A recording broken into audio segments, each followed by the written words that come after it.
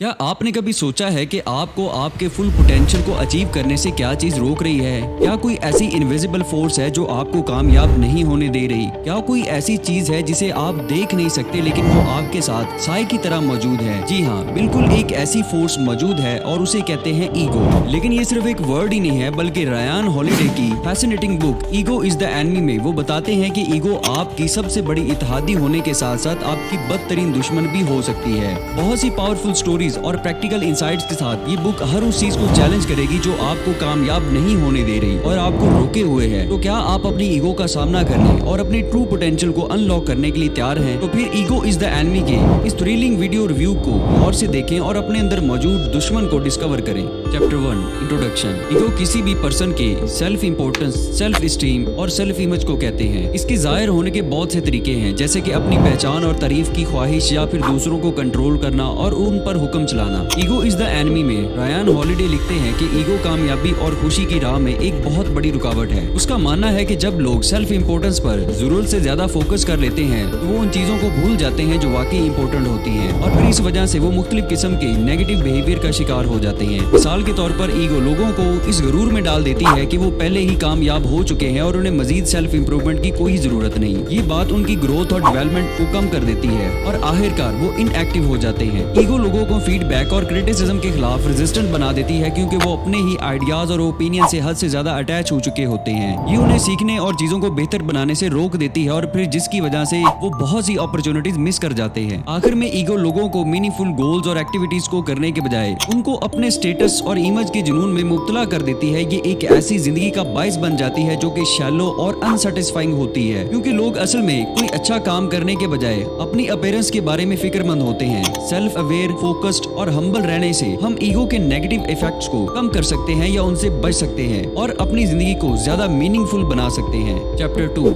Aspire, how ego can hold us back from pursuing our goals. इस book के author का मानना है कि हमें अपने गोल्स को अचीव करने के लिए जो एक्चुअल हार्ड वर्क करना होता है, ईगो हमें वो नहीं करने देती, जिसकी वजह से हम अपनी डिजायर्स की रिकॉग्निशन, स्टेटस और वैलिडेशन पर ज्यादा फोकस करते हैं। इसकी वजह से हम परेशान और ओवर कॉन्फिडेंट रहते हैं और किसी की क्रिटिसिज्म भी बर्दाश्त नहीं करते। जैसे कि अगर कोई शख्स दूसरे लोगों को ही इंप्रेस करने की कोशिश करता रहता है तो वो अपना ज्यादा टाइम अपने आप को प्रमोट करने में जाया करेगा, हालांकि उसका फोकस अपनी स्किल को इम्प्रूव करने पर होना चाहिए। The importance of staying humble and focused on the task at hand. Ego को कंट्रोल करने और अपने गोल्स को अचीव करने के लिए जरूरी है कि हम हम्बल रहें और अपने काम पर फोकस करें। इसका मतलब ये है कि स्किल को इम्प्रूव करने की कोशिश करनी चाहिए और उन पे फोकस करना चाहिए। मिसाल के तौर पर एक खिलाड़ी जो चैंपियनशिप जीतना चाहता है, उसे अपनी परफॉर्मेंस को बेहतर बनाने के लिए रोजाना ट्रेनिंग और प्रैक्टिस करनी चाहिए, बजाय इसके कि वो अपनी रिकॉग्निशन और शोहरत हासिल करने की ख्वाहिश पर तवज्जो दे। अब हम इसकी सोल्यूशन की बात करते हैं। जो स्ट्रेटजीज आपको हम्बल रहने और आपको आपके काम करने में फोकस करने में मदद करेंगी, उनमें से कुछ ये हैं, जैसे कि अपने लिए स्पेसिफिक गोल्स को सेट करना, अपनी प्रोग्रेस को ट्रैक करना, अपने मेंटोर्स और कोचेस से गाइडलाइंस लेना और रास्ते में आने वाली छोटी छोटी कामयाबियों को सेलिब्रेट करना। काम पर फोकस रहकर और रिकॉग्निशन और स्टेटस के लिए अपनी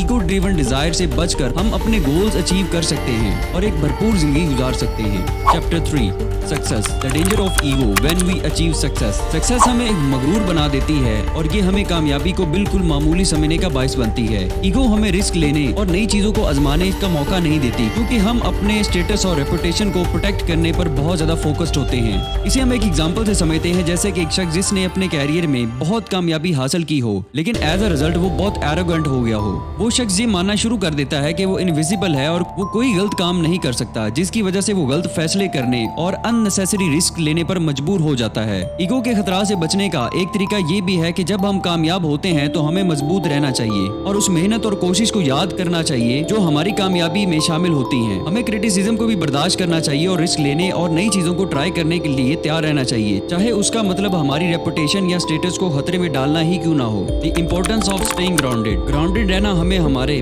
पर्सपेक्टिव को मेंटेन करने और अपनी सक्सेस और अचीवमेंट को जरूर से ज्यादा अटैच नहीं होने देता। ग्राउंडेड रहने से हमें हम्बल रहने में भी मदद मिलती है। किसी ऐसे शख्स के बारे में तसव्वुर करें जो अपनी जिंदगी में बहुत ज्यादा कामयाब हो, लेकिन वो ईगो की वजह से अपनी फैमिली और फ्रेंड्स से डिस्कनेक्ट हो जाता है। वो शख्स अपने सक्सेस और स्टेटस को सबसे बढ़कर प्रायोरिटी देता है, जिसकी वजह से वो अपनी जिंदगी के अहम रिश्तों को भी नजरअंदाज कर देता है। ग्राउंडेड रहने के लिए हमें उन चीजों पर फोकस करना चाहिए जो हमारी जिंदगी में वाकई ही अहम होती हैं, जैसे कि हमारे रिलेशनशिप्स, हमारी वैल्यूज और हमारा मकसद। हमें उन अपॉर्चुनिटीज के लिए भी हम्बल रहना चाहिए और शुक्रगुजार होना चाहिए चाहिए जो हमारी कामयाबी का बाइस बनती हैं। Chapter 4 failure, how ego can lead us to self sabotage and prevent us from learning from our failures.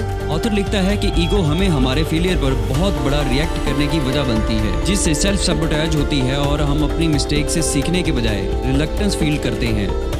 मसलन अगर हम अपनी सक्सेस और अकम्पलिशमेंट्स पर बहुत ज़्यादा फोकस करते हैं तो हो सकता है कि हम अपनी मिस्टेक्स को मानने और फेल होने पर दूसरों की मदद ना लें। ये हमें उन्हीं मिस्टेक्स को रिपीट करने, अपॉर्चुनिटीज को मिस करने की वजह बन सकता है। The importance of humility and resilience in the face of setback. अपने ईगो को कंट्रोल करने और अपने फेलियर से सीखने के लिए ऑथर कहते हैं कि हमें ह्यूमिलिटी और रेजिलियंस के साथ फेलियर का सामना करना चाहिए। इसका मतलब है कि हमें अपनी गलतियों को मानना चाहिए और अपने एक्शन यानी अपने कामों की जिम्मेदारी खुद लेनी चाहिए। जैसा कि अगर हम किसी प्रोजेक्ट या काम में फेल होते हैं तो हमें ये देखना चाहिए कि हमसे क्या गलत हुआ है, दूसरों से फीडबैक लें और फ्यूचर में अपनी परफॉर्मेंस को बेहतर करने के लिए एडजस्टमेंट करनी चाहिए।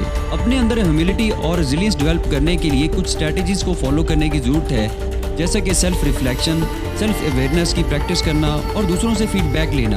हम ह्यूमिलिटी और रेजिलियंस के साथ फेलियर्स का सामना करके अपनी ईगो को कंट्रोल कर सकते हैं और फ्यूचर में मजीद कामयाब होने के लिए अपनी मिस्टेक से सीख सकते हैं। Chapter 5 A lifetime versus dead time. The difference between a lifetime and dead time. Author बताते हैं कि टाइम की 2 टाइप्स हैं, a lifetime and dead time.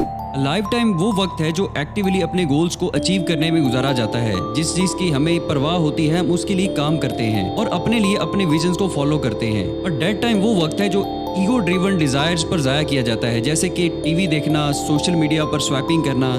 Strategies for maximising a lifetime and minimising dead time. A lifetime को ज्यादा करने और dead time को कम करने के लिए ऑथर ने हमें कुछ स्ट्रेटजीज बताई हैं। उनमें से एक ये है कि सेल्फ अवेयरनेस और माइंडफुलनेस को प्रमोट किया जाए ताकि हमें पता चल सके कि हम कब डेड टाइम एक्टिविटीज में मसरूफ हैं और अपना फोकस अपने गोल्स की तरफ मोड़ सके। दूसरा ये कि एक रूटीन या शेड्यूल बनाए जो हमारे सब अहम कामों और गोल्स को प्रायोरिटाइज करे ताकि हम अपना फोकस सिर्फ उधर रख सकें जिधर होना चाहिए और किसी भी डिस्ट्रैक्शन से बच सकें। आखिर में ऑथर कहते हैं कि हमें दूसरों के साथ अपने रिलेशनशिप्स और कनेक्शंस को प्रायोरिटी देनी चाहिए क्योंकि ये हमें अपने गोल्स के लिए मोटिवेटेड और अकाउंटेबल रहने में मदद दे सकते हैं। Chapter 6 the canvas strategy. Ryan holiday हमें मशवरा देते हैं कि हमें कैनवस माइंडसेट को अपनाना चाहिए जिसमें हम अपना काम इस तरह से करते हैं जैसे कि एक क्राफ्ट्समैन अपने कैनवस पर करता है। एक क्राफ्ट्समैन अपने स्टेटस और रिकग्निशन पर फोकस करने के बजाय अच्छी चीज बनाने और अपने स्किल्स को बेहतर करने और अपने गोल्स को अचीव करने पर फोकस करता है। इस माइंडसेट को अपनाकर हम अपना फोकस एक्सटर्नल रिवॉर्ड से अपने काम के इंट्रिंसिक रिवॉर्ड की तरफ मोड़ सकते हैं। Examples of how to apply the canvas strategies. Canvas strategies को अप्लाई करने के लिए ऑथर कुछ पॉइंट्स बताता है। एक ये कि हमारा एंड रिजल्ट क्या होगा, इस पर फोकस करने के बजाय इंप्रूवमेंट के प्रोसेस पर ध्यान देना चाहिए। इसका मतलब ऐसे गोल सेट करना जो कि चैलेंजिंग हो लेकिन अचीवेबल हो।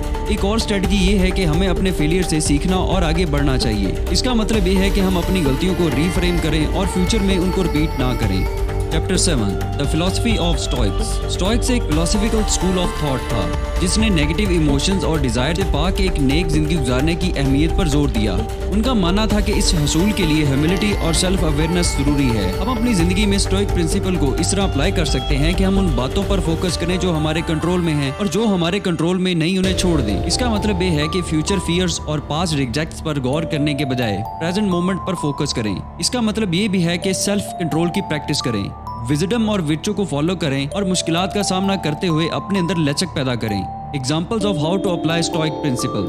मिसाल के तौर पर अगर हम किसी चीज में फेल हो जाते हैं, बजाय इसके कि हम अपनी गलतियों पर गौर करें और अपनी ईगो को टेक ओवर करें, हम स्टोइक प्रिंसिपल की प्रैक्टिस कर सकते हैं। और फेलियर एक लर्निंग प्रोसेस का नेचुरल पार्ट है। हम अपने थॉट्स और इमोशंस को मॉनिटर करके सेल्फ अवेयरनेस और सेल्फ कंट्रोल की भी प्रैक्टिस कर सकते हैं। ईगो इज द एनिमी एक पावरफुल और इंसाइटफुल बुक है जो हमें चैलेंज करती है कि हम उन बहुत सी चीजों का मुकाबला करें जिनको करने से हमें हमारी ईगो रोकती है और यही ईगो हमें अपने गोल्स को अचीव करने और एक मुकम्मल और अच्छी जिंदगी गुजारने से भी रोकती है। ये बुक हमें उन हैबिट्स की प्रैक्टिस करने के लिए एक रोड मैप प्रोवाइड करती है कि हम किस तरह अपनी ईगो को कंट्रोल कर सकते हैं। ईगो इज द एनिमी एक किताब है जिसमें परसूट ऑफ एक्सीलेंस के बारे में बताया गया है और उन तमाम ऑब्स्टेकल्स के बारे में भी जो हमारे रास्ते में आती हैं। क्राफ्ट्समैन माइंडसेट को अपना के अपनी स्किल को बेहतर करके और गोल्स को हासिल करने के बाद हम अपनी ईगो को कम कर सकते हैं। लिहाजा अगर आप अपनी ईगो का मुकाबला करने और अपनी जिंदगी को नेक्स्ट लेवल पर ले जाने के लिए तैयार हैं तो मैं आपको इस किताब को पढ़ने, और इसके प्रिंसिपल को अपनी जिंदगी पर अप्लाई करने का मशवरा दूंगा।